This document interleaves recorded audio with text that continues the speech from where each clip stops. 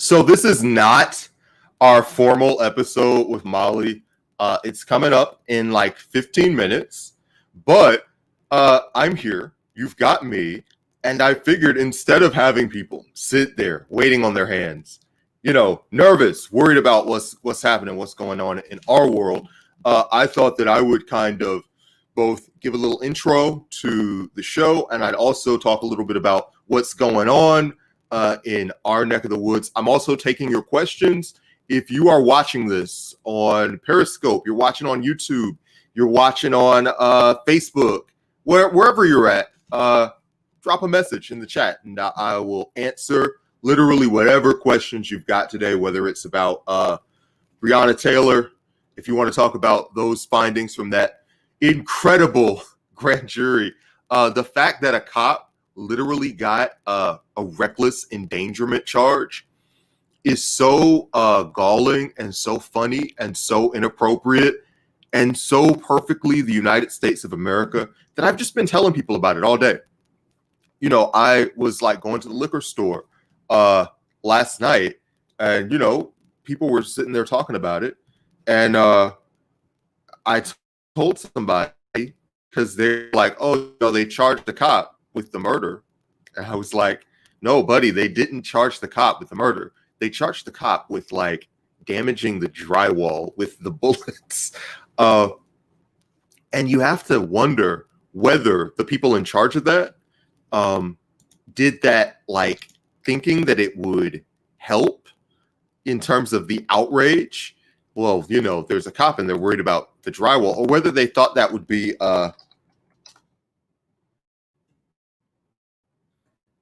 something was just a fuck you, was just a way to like take that anger and be like, listen, I know that you are pissed off, but it's going to stay that way. The Attorney General of the state of Kentucky, and you've got to remember through all of this that it's Kentucky, is like an extreme Mitch McConnell guy. And is actually Mitch's protege, is Mitch's like Padawan or whatever. And Mitch has been kind of grooming that dude for state level office for like the last 5 or 6 years. And he actually got married a few weeks ago. And I believe, and this isn't journalistic reporting, but I believe that he got married to Mitch's niece. Oh, it's Mitch's, someone says Mitch's granddaughter. But either way, this dude is like in the McConnell family. He's in the family, and he's going on, and he's on the press conference, which, by the way, like I didn't watch that press conference, y'all, because, and literally I was talking with my ex like 20 minutes ago, because we were dating during Trayvon Martin, and she was very into Trayvon Martin and was like, this is such an open and shut case that I don't understand even why they're having such a long trial. And she would watch every day, day in, day out. And I was just like, and she would be like, hey, come watch this with me, because this is like so fucked up, but try to like pull me into it. I'd be like, listen, nothing's happening with that Trayvon Martin case. Like, nothing's going down. We can all get super mad. We can all fucking march and point our signs around and do everything that it takes. But at the end of the day, you've got a justice system that is like so clearly heavily biased towards not just the financial relationships, because there's obviously financial relationships between the police, and they fund these district attorneys, and the district attorneys often feel like they cannot do their job without the police support. But there's also the personal aspect. And if you are somebody that watches this show, and you've watched this show for a long time, you know that we talk about this all the time. The mayor is going to be responsive to the person that's in front of them. And when you sign on to be the mayor, you don't have your own security, right? So the cops are your security. So if you're in a city that's like a large urban city, and your security, your personal security, is lobbying you, you're going to listen to the people who like hold the guns and are surrounding you. And you can ask like Team Bill de Blasio all about that. Why did he go from being a progressive firebrand and talking all this tough talk to, arrest my daughter, whatever, do whatever you want to me. Well, everybody's gangster, the guns come out, right? So these mayors come out and they're very tough guys until like they're surrounded by that. So the same thing's happening, and literally nothing has changed. Um, Literally nothing has changed in terms of the political levers of power. I think there's maybe a little bit more awareness, and I think that also people are much more radicalized now than they were with Trayvon Martin. That was only a few years ago. You just have a completely new generation coming up. Cannabis Sativa, and you are, by the way, a patron of the show. So obviously, I'm putting this on board. Surprised that McConnell is cool with this. Trump doesn't like Don Jr. being with Kimberly Guilfoyle. First of all, I'm a little bit surprised that Trump doesn't like Kimberly because she's just extremely in that Trump mold, and it's not like she's dark-skinned or anything. She reminds me just Ivanka plus like the Republican middle-aged woman incubator, where you kind of have that, let's say Christine O'Donnell, just that kind of like church revival expression in your eyes at all times, and that kind of fanatical look. So she kind of has that mannerism plus Ivanka. I'm a little bit surprised that he's not into that. But in terms of Mitch McConnell, I mean, Mitch McConnell himself is in an interracial relationship. So, and his wife is on Trump's cabinet, if I recall correctly, or she just resigned. So, when we talk about people and prejudice, it doesn't always hit this line of your sexual preferences and what you want to do in the bedroom. Like some people will be like, yeah, I love all that. But then when it comes to, who's in charge, that's when there's a lot of friction. I mean, think of this as like Southern prejudice versus Northern prejudice, right? Because as somebody who lives in Atlanta, like I know plenty of like white people that like don't like black people as a group, but like because the city and the state is so integrated, you've got to work with some black people in order to just do anything, because it's a lot of black people in the city. And there's also vice versa, a lot of older black conservatives who like don't like racism and don't like prejudice and don't like the way that some of these folks behave. But also at the end of the day, do you want a job or not? And especially if you're from a lower economic class, a lot of the people that are that one rung ahead of you, they happen to be white people, and they tend to be a little bit old-fashioned. They're a little bit old-fashioned, and they are a little prejudiced. And black people have just sort of sublimated that into what they expect their political experience to be like, which is why you end up with black people that maybe lean more conservative or have more of a tolerance for stuff that society should not be tolerating right now. That's part of how that happens. It's part of why that happens. So the structures that were in place during Trayvon Martin and the structures that have remained in place since are still in place now. And what are those structures? Well, it's your district attorney. Like, they need to go out and go vote. Let me tell y'all a little story about what's going on in my neck of the woods. And for y'all, those of y'all who are here because you were bored, here randos off Twitter, maybe some of y'all followed from Namiki. I'm from Atlanta. And down here in Atlanta, we had a district attorney race that was Paul Howard. And if you know Paul Howard and you've been around him for like the last 15 or 20 years, he's like basically an institution in town. And Paul Howard's base as district attorney in Atlanta is just like the old black clergy. And they are, they're black clergy. They're nice people, but they're also from like a go along, get along kind of strain of black activism, which is, we've all got to live here together.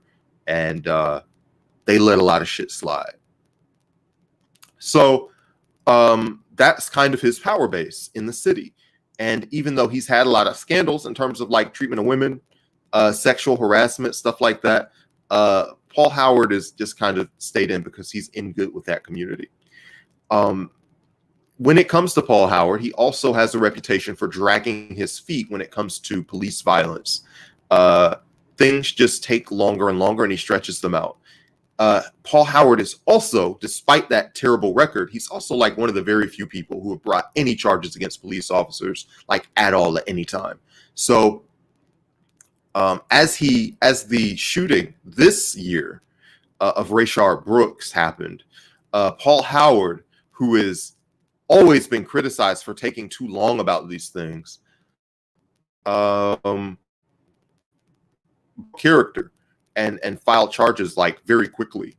And he was unpopular because of the sexual harassment, unpopular because of his treatment of civil rights, just generally very unpopular anyway. And so this was kind of seen as like a political way to maybe get some fans and show people in his district, in in the city, that he was serious and that he was really on top of things. But unfortunately, it kind of backfired on him to a certain extent because, first of all, people who were younger and activists who were tuned in to Paul Howard were like, if this is what the situation is, and you can move with speed when your job is on the line and when your ass is in the crosshairs, why is it that it's taking you years, in some cases, to investigate these police shootings that have been happening for the last 5 years in Atlanta? That's supposed to be Wakanda and the black-owned, black-run, black-operated city of the future and all these other things. So on one hand, people are like pissed off about that aspect of why that it takes so long. And on the other side, you got to understand that Atlanta is not as left-leaning as people think. Like Keisha Lance Bottoms, who's thought of as like a neoliberal shit lib or whatever. And for those of you who don't know, Keisha Lance Bottoms was in with Biden from Biden's announcement. So, and that's one of the reasons why she was considered a finalist for vice president, is because Keisha is a day one for Biden. And when he was down in the polls, she was supporting him. When he went up, she supported him. So, and that kind of group values loyalty. And so part of why she was considered was because, hey, loyalty. But to the larger point of Atlanta politics, it's not as left-leaning as you'd think. Keisha just barely got in over Mary Norwood, who is basically a self-described independent who has Republican leanings, and generally her power base is uptown. So for those of y'all who aren't from Atlanta, basically you've got like the black folks are on the south side of town or on the west side of town. Northwest Atlanta is black folks, slightly more affluent in some places. Southwest Atlanta is more black folks. And maybe in West Atlanta, and that you have that urban hipster area, and the North Atlanta is like the rich white people, like Midtown and Buckhead and places like that. So Mary Norwood's power base was the wealthier areas of Atlanta and the places that are way further out. And those are the places that in any American city, that there's like the suburbs, and there's people that are like, why am I paying my taxes? They go to the inner city and we're going to leave and start our own city. That kind of world and realm. I see these two questions, and they're very good questions. As soon as I finish my little story here about the fall of Paul Howard, I'm going to hit that. So everybody, if you want to leave something in the chat, I'm going to come in. We're going to talk about it. And we've got we're going to hang out for like 5 minutes. But anyway, so Paul Howard's got this thing where he's alienated the activist base because of the sexual harassment and also his slowness. And now by prosecuting these cops, he also alienated the north side of town and the more affluent people who are like back to blue, either low key or high key, just depending on where they are in town. So Paul Howard got blown out by the person that ran against him, Fani Willis. And Fani, unfortunately, is, like she's endorsed by the police union. So whatever happens, nothing will happen. And so in Atlanta, it's one step forward, two steps back. And what's got to happen in Georgia over the next 10 years, and we had a candidate, Christian White Smith, who did run as a progressive DA and got like 15-20% of the vote. When this new person comes in, we've got to start rebuilding. We've got to start looking for somebody who can advocate for those causes. We need to demonstrate that we can like win and put pressure on people, whether that's the city council, because our main person on city council got knotted up on corruption charges, and we're going to have to like go back into all that at a later time. But we've got to kind of build an electoral machine in the city of Atlanta that is an explicitly progressive political machine, because like the black political machine in Atlanta is kind of a neoliberal business first machine. So Flo Girl, you've never told me that your family plot is in Marietta. I lived in Marietta for quite a while, and it's a very great place. Like, it is kind of bougie and a little more well off, but me being from the ghetto, I like the power stand on when it rains and shit like that. It's great. Cannabis sativa, you're asking, you know, will the Dems pick up Georgia statewide by the end of the 2020s? Absolutely. Yeah.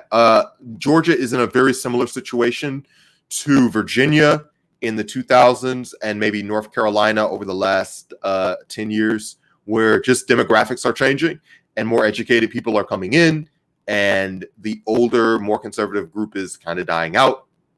So yeah, there's just going to be demographic change. When that happens is, you know, up in the air. I've seen polls all year saying that it's like 50-50 neck and neck, and that like Biden and Trump are 50-50, and that Ossoff and Perdue are 50-50. Haven't seen a lot of polling for Loeffler and Warnock, but gonna figure that out. Gonna work it out. But either way, yeah, just demographics are changing. Don't know what'll happen this year, but it's close. I'm used to telling people give up on Georgia. There's no hope here, but there's a little hope. And finally, let's just quickly talk about Mike. He's got a place, and like he has this black conservative strain to him. I mean, he's a landlord. If you're a socialist, you just go, ugh, boo. But like, he also gets a lot of other shit, and he's somebody that supports black economic self-determination and black self-determination in general. And I mean, in terms of, you got to be really picky to say, you know, to turn him away altogether as an ally. I know Aaron comes on and he's like, fuck Killer Mike. I don't mind Killer Mike. Let him do his thing. And if he does something positive, I support it. And if he does something that's not positive, I don't support it.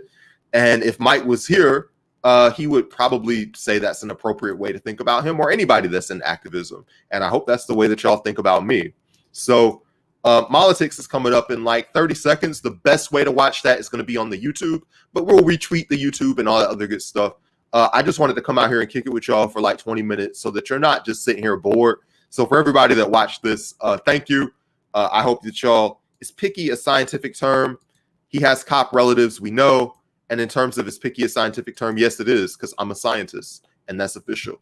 So go over to the YouTube and watch this interview with Molotics. We're going to talk about the NAACP, mental health, a little bit of black mental health, but mental health in general. It'll be real good shit to ask. And we'll talk later. Yeah, a bitch brunch is tomorrow. And if you haven't seen a Hot Girl Agenda, that was last night. And Mariah Parker was on that shit. And it was very good. So we'll holla at y'all.